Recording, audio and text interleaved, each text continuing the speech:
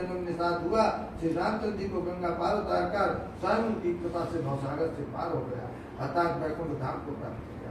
और उनका मुखराजा दूसरे जन्म में महाराज दशरथ हुए, जो भगवान श्री रंगनाथ का पूजन करके मोक्ष को प्राप्त हुए। और साधु वैश्य की धार्मिक तथा सत्य मूर्त ध्वज राजा हुआ।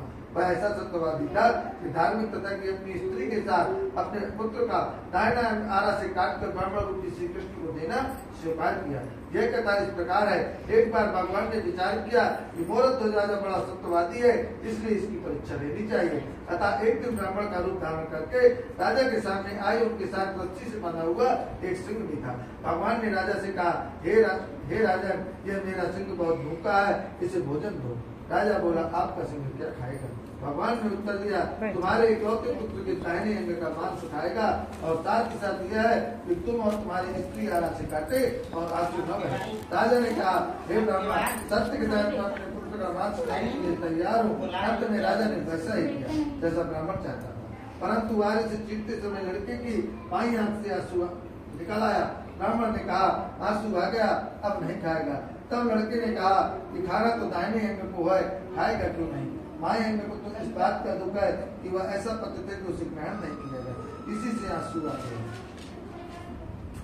ऐसा सुनकर ब्राह्मण रूपी भगवान बहुत प्रसन्न हुए और राजा को वैकुंठ धाम दे दिया। गंगा राजा दूसरे जन्म में स्वयं बन हुए। वह संपूर्ण भगवत की कथा सुनकर मोक्ष को प्राप्त हुए। पुराणे रेवा खंडे से सत्संग बोले सत्यनारायण भगवान की जय। सभी लोग पढ़ें।